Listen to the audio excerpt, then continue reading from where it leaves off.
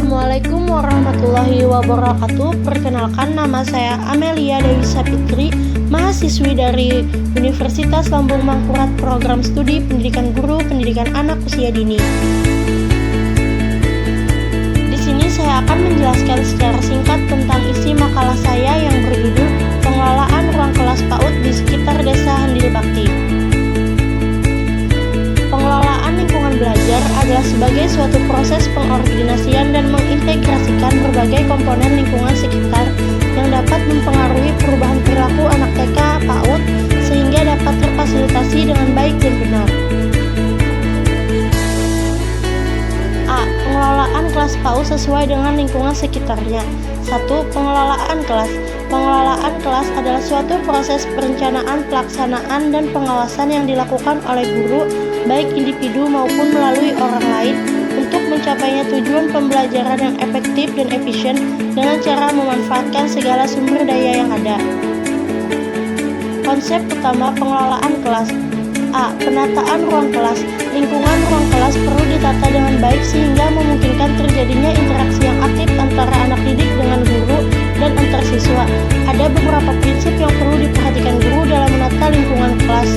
Menurut Loisel, yaitu visibility, keleluasaan pandangan; accessibility, mudah dicapai; flexibility, keluasan, kenyamanan, dan keindahan.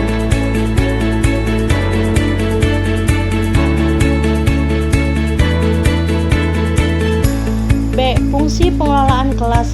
1. Merencanakan. Menurut G.R. Terry, perencanaan adalah memilih dan menghubungkan fakta dan membuat serta menggunakan asumsi-asumsi mengenai masa datang dengan jalan menggambarkan dan merumuskan kegiatan-kegiatan yang perlu untuk mencapai hasil yang diinginkan.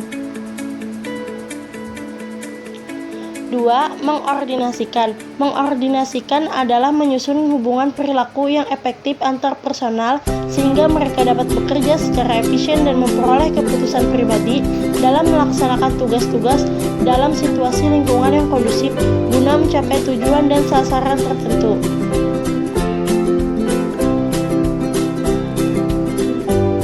3. Memimpin. Seorang pemimpin dalam melaksanakan amanatnya, apabila ingin dipercaya dan diikuti, harus memiliki sifat kepemimpinan yang senantiasa dapat menjadi pengarah yang didengar ide dan pemikirannya oleh para anggota organisasi. 4. Mengawasi. Pengawasan adalah fungsi administratif yang setiap administrator memastikan bahwa apa yang dikerjakan sesuai dengan yang dikehendaki. Tujuan pengelolaan kelas. 1. Untuk menciptakan suasana kelas yang menyenangkan bagi anak dalam melakukan sejumlah aktivitas yang dirancang bagi kepentingan pembelajaran melalui pendekatan sambil bermain. 2. Penyediaan fasilitas bagi macam-macam kegiatan belajar anak dalam lingkungan sosial, emosional, dan intelektual dalam kelas. Fasilitas yang disediakan itu memungkinkan anak belajar dan bekerja. 3.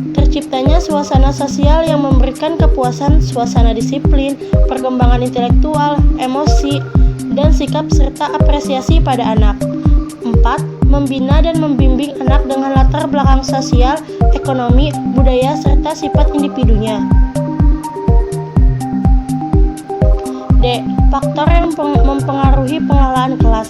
1. Faktor kurikulum. Karena kegiatan kelas bukan sekadar dipusatkan pada penyampaian sejumlah materi pembelajaran yang akan, tetapi juga membentuk kepribadiannya.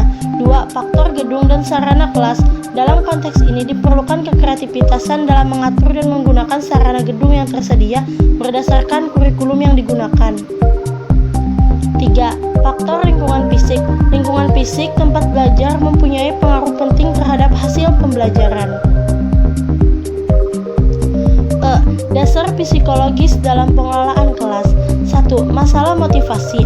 Dengan memilih peserta pendidik motivasi yang tepat agar dapat mencapai tujuan dengan lancar dan penuh kegembiraan.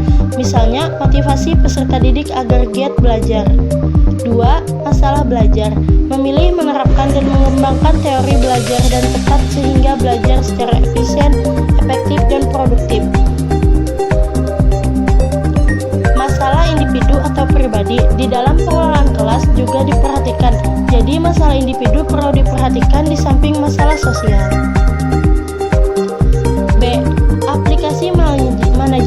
kelas di PAUD sesuai dengan lingkungan sekitarnya. 1. Merancang lingkungan kelas. A. Mengelola lingkungan kelas indoor. Dalam hal ini umumnya terdapat beberapa pusat kegiatan, diantaranya pusat kegiatan seni dan pekerjaan tangan. Kedua, pusat bermain drama. Ketiga, pusat menyusun balok. Keempat, pusat manipulasi materi. Kelima, pusat musik. Keenam, pusat pameran. Pusat-pusat tersebut dapat disesuaikan dengan minat dan bakat anak yang ada. B. Pengelolaan lingkungan di luar kelas atau outdoor. Adapun aspek-aspek yang termasuk dalam ruang lingkup pengelolaan lingkungan belajar outdoor secara umum adalah: 1. Menata lokasi kegiatan dengan berbagai sarana. 2. Ukuran. 3. Penataan pagar sekolah secara tepat. 4. Pengelolaan tanah lapang. 5. Pengelolaan dan penanganan permukaan tanah. 6. Pembuatan atap atau naungan. 2. Mengatur tata letak kelas yang menarik. Prinsip penataan kelas berikut ini 4 dasar prinsip yang dapat dipakai oleh para pendidik untuk menata kelas, diantaranya adalah: A. Kurangi kepadatan lalu lalang. B. Pastikan bahwa guru dapat dengan mudah melihat semua murid. Tugas manajemen yang penting adalah memonitor siswanya secara cermat. C. Materi pengajaran dan perlengkapan murid harus mudah diakses. Ini akan meminimalkan waktu persiapan dan perapian dan mengurangi kelambatan dan gangguan aktivitas.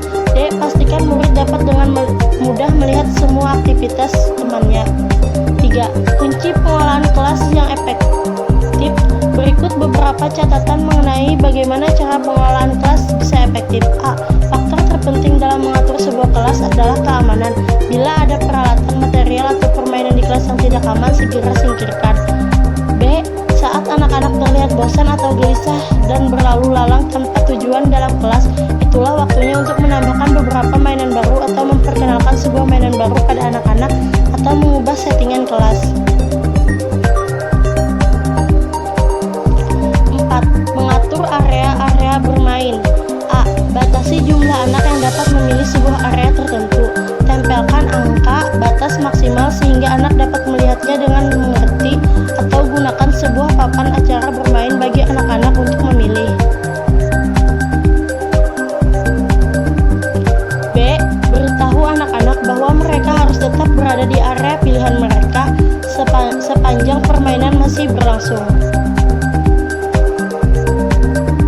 C.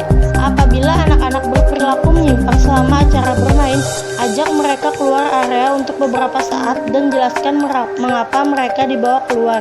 Beri kesempatan untuk kembali ke permainan mereka. Bila perilaku mereka tetap berulang, mereka perlu berpindah area. Bila cukup banyak area yang tersedia, jadwalkan anak-anak untuk meninggalkan area pilihan mereka dan berpindah ke area lain dengan menggunakan papan area mainan. 5. Menerapkan peraturan di kelas. Berikut beberapa contoh peraturan kelas. 1. Mendengarkan ketika guru sedang berbicara. 2. Mendengarkan pendapat teman. 3. Mengikuti arahan atau aturan permainan. 4. Menggunakan suara yang lazim digunakan dalam kelas, seperti tidak berteriak terlalu kencang. 5. Berjalan di dalam kelas dan tidak berlari-larian, tidak boleh memukul teman. 6. Pengelolaan yang menyangkut siswa atau anak didik secara umum dapat dikatakan bahwa bimbingan utama yang diberikan kepada anak-anak antara lain: A. Mengorganisasikan anak. 1. Pengelompokan anak. Melalui pengelompokan yang dilakukan guru, anak dapat bekerja lebih baik daripada bekerja sendiri. Anak dapat saling belajar dari reaksi masing-masing anak, bahkan mereka dapat belajar melalui model yang ditunjukkan oleh anak lain. 2. Opening grouping. Dalam opening grouping, anak memilih kelompok berdasarkan minat. 3. Paired grouping. Pengelolaan secara berpasangan. Dalam pengelompokan ini, anak bekerja sejenak dengan anak lain dan saling membantu. 4. Multi grouping. Dalam kelompok ini terdiri dari beberapa anak yang usianya bervariasi. 5. Memanfaatkan anak dalam proses mengajar yang lebih luas di dalam kelas manapun. Sebaiknya anak mendapat kesempatan beberapa tanggung jawab yang merupakan tugas dalam kelas. Misalnya menyimpan atau meletakkan kembali pada tempatnya alat permainan atau materi yang baru saja dipergunakan, serta tetap menjaga kebersihan dan kerapian kelas. B. Tata laksana kelas. Tata laksana kelas dipusatkan dalam aturan di kelas. C. Batasan terhadap lingkungan sesuatu yang harus dilakukan untuk membatasi tingkah laku anak yang berlebihan. A. Kesimpulan. Berdasarkan dari uraian bab-bab sebelumnya, maka diperoleh kesimpulan sebagai berikut. Jadi, harapan kepada membaca harus memahami semua prinsip penata ruangan tersebut sangatlah harus diperhatikan oleh tenaga pendidik, terlebih di taman kanak-kanak. Dengan pengelolaan ruang kelas yang baik itu akan meningkatkan minat anak dalam belajar, karena pada anak usia dini sangatlah tertarik dengan hal-hal unik dan menarik yang ada di sekitarnya. Maka dari itu, penataan ruang harus dikelola sesuai dengan kebutuhan anak usia dini. Penataan ruang yang baik juga membantu memudahkan tenaga pendidik dalam proses belajar mengajar yang baik dan nyaman di kelas.